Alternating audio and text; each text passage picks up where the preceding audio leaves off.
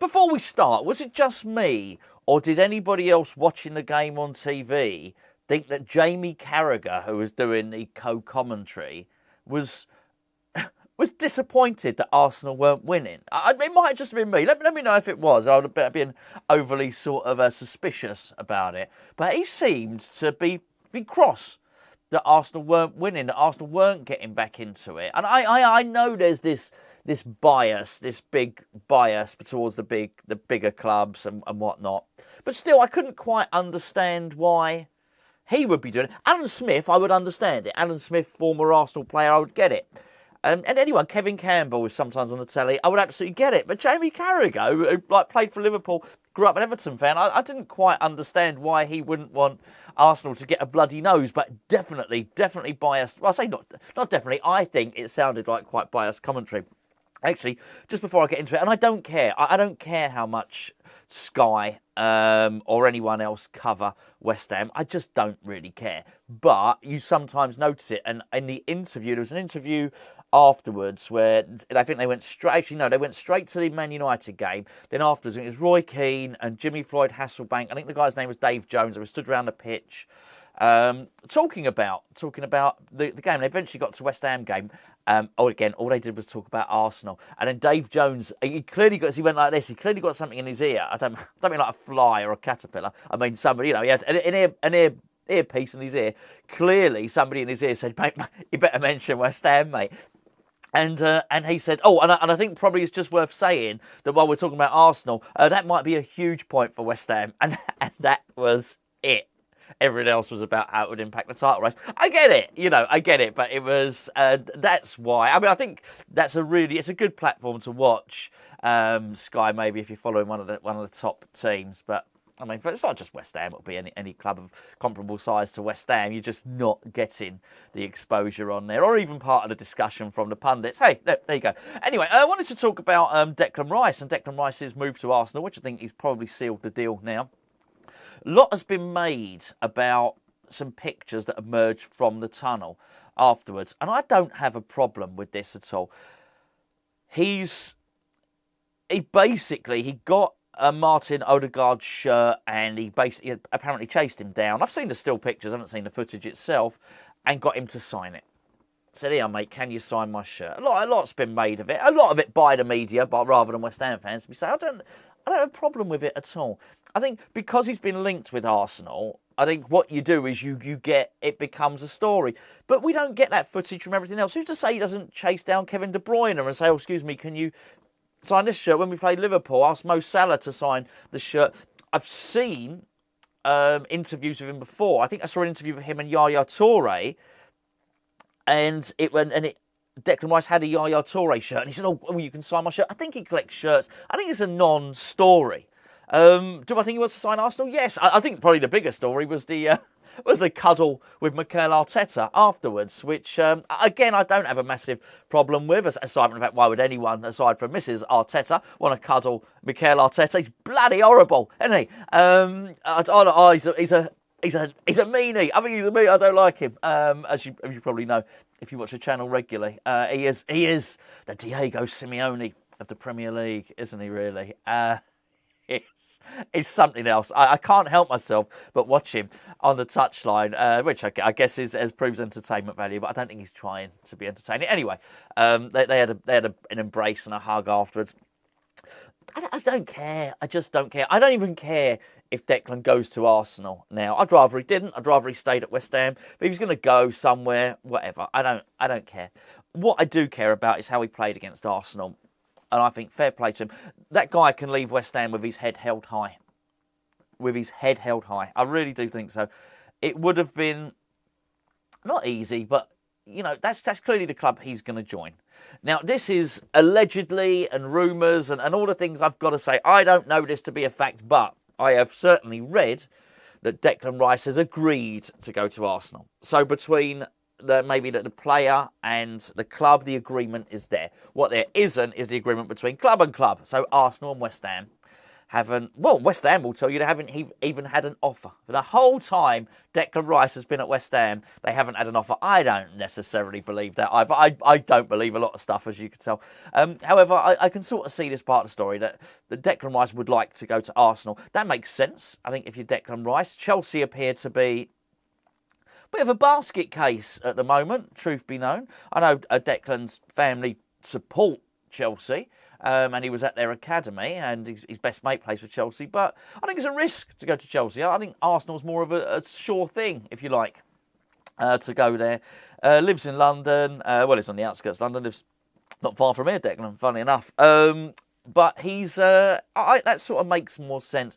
They look a little bit more stable, a little bit more solid for the future. Arsenal, so he gets to stay relatively local. It's a better option than Man United or Man City, maybe. I get it. It sort of makes sense, really.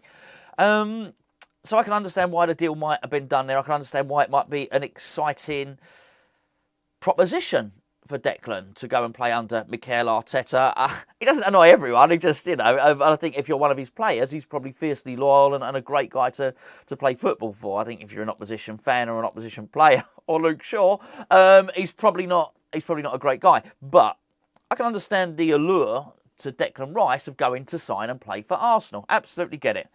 And I think with that in mind, he could make himself the bad guy, Declan Rice. He possibly did in a little way, because he was brilliant. He started as he meant to go on. Declan Rice really epitomised the performance that West Ham had in the first 60 seconds, where he stole the ball twice off of them by pressing really fast, really hard, really high up the pitch. And actually, the way he pressed, the ferocity with which he pressed, was going to go on and yield West Ham's first goal, because he dispossessed Thomas. I'm not having a very nice party. And he gave the ball to Paqueta, who got fouled, possibly. Maybe a little bit of that. And then we scored the penalty. But Declan Rice was pivotal in that. So, he was a bit of a party pooper, wasn't he? Really, he certainly ruined Arsenal's party, and fair play to him for that. Absolutely fair play to him. It was a case of, I'm still a West Ham player. I'm going to give my absolute best for this club while I'm here. I've got no complaints. I've got no complaints about that at all. And why wouldn't he? He wants to leave West Ham with his head held high, to turn around and say, do you know what? I've done my best for that club. I really did, and I think he has. I absolutely think he has. And it's good, because I think it shows he's motivated for the rest of the season. As I mentioned in yesterday's video, it's sort of given me hope for the rest of the season that West Ham can stay up. It's probably shown me a very motivated player, a very motivated captain. And like the way he was talking with David Moyes on the sidelines. I actually like the way he was talking. I would say he was angry, but he's very animated. Let's go with that one. Very animated, and I felt forthright in the way that he was speaking to David Moyes. I felt he was telling David Moyes what was what on that football pitch, and I like that. And it gives me hope that we'll take the Conference League Europa thingy seriously. I really do. And at the moment, let's be fair, Declan Rice will want to as well. Declan Rice's best chance of a trophy is not at Arsenal next season or the season after. Declan Rice's best chance of a trophy in his career is at West Ham this season, because he's there. We're already, we're one game away from the semi-finals. There's nothing to say Arsenal are going to win the league next season. They might not win it this season. They're having a little bit of a wobble. That's 2 draws in a row for Arsenal. I mean, they're really good, excellent team, and it's going to be interesting. But none of those teams. It's hard to make a case next season that Man United or Liverpool or Chelsea or Newcastle are going to be worse next season. This is the one. This is the really good time that Newcastle can sort of have the best chance at clinching the title. I'm not saying they won't be up there. I think Arsenal have made it, so they're going to be contesting the top 4 every season now, and they've gone way past Tottenham, and it's for the last 3 or 4 seasons, maybe, probably longer. Tottenham have been better than Arsenal. That's the truth of the matter. Now, Arsenal are significantly better than Tottenham. But my point is, there's no guarantee on getting a trophy. So he'll want that trophy now to get at least one medal. And I'm sure if he does sign for Arsenal, he plays for Arsenal for the next 10 years, he'll win trophies, don't get me wrong. But his best chance is right now. I think what it's also done is it's given West Ham a really good bargaining position in terms of asking for Arsenal to pay what we want, what we demand. I think there was an issue where Arsenal had possibly already agreed terms with the player, allegedly. Allegedly, don't know that for a fact. Right, just a rumour. Probably even a lie, doesn't it? Right. We got the legalities out of the way. I think there was the potential for Arsenal trying to pull West Ham's pants down and say, well, actually, all we're going to do is offer you 65, 70 million. I think that Rice's performance against Arsenal has probably helped West Ham's bargaining position for two reasons. Number one, I think it's probably made Mikel Arteta look and realise, and even whatever, if Kroenke was there or whoever, Edu, who is in charge of recruitment at Arsenal, maybe look at it and think, actually, Declan Rice is better than what we got. And he is. Don't get me wrong, I think Arteta's got the very best out of Xhaka and the very best out of Partey, but Declan Rice is better. So I think they might have said, actually, we do need him. We need this guy in our team. He will improve us. He might make the difference between finishing second in the league and first in the league. So that means they'll probably want to pay a little bit more. The other thing is, if anyone else was watching that, Man United or Man City or whoever else, they might be watching it thinking, actually, that's the guy we need. Liverpool might be watching that thinking, that's the guy we need. Now, for reasons I said at the start, I'm not sure he'd go there, but it creates a bidding war, which helps. It really does help. And West Ham are still, and we must remember this, West Ham are still in a position of strength here. Even at the end of this season, he has 2 more years. If you start getting down, I've said it before, if we start getting down to the point where people are offering 65, 70 million for Declan Rice, we would still get close to that with 1 year left on the contract. Let's just say that. So I think we can play a little bit a hardball with it. That being said, if there has been a gentleman's agreement, I do think that Declan Rice has probably kept his half of the bargain. I think we should probably keep ours. Even though maybe not everyone always acts like a complete gentleman in football, let's put it that way.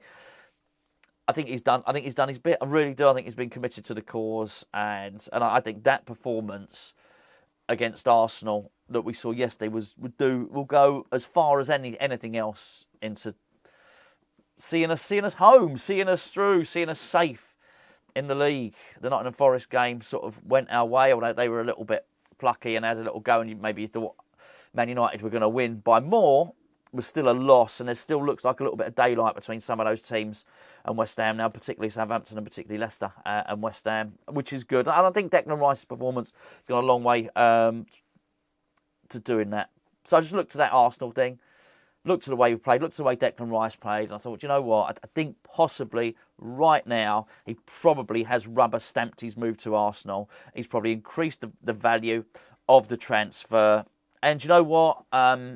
The way he's been and the way he's conducted himself, this season hasn't panned out as he'd have liked it. I think we should have supported him more last season. I think we should have strengthened when we were the January before last, when we were in the Europa League. Declan was crying out for reinforcements, for help. He didn't get it. We should have gone into the transfer market then. It might have made a difference between us actually being 7th, 6th, 5th. I think it certainly would have made a difference between a semi-final and a final. But we didn't do it. I think that was the time to prove to Declan Rice our ambition as a club. We didn't do it. We left it too long. And by the time we'd spent the 200 million, we spent too much time chasing Jesse Lingard and all the rest of it. The time had gone. The opportunity for keeping Declan Rice and persuading him with our actions to sign a new deal had gone. So I don't think we demonstrated our ambition to Declan Rice. He's going to go to Arsenal. No hard feelings from me.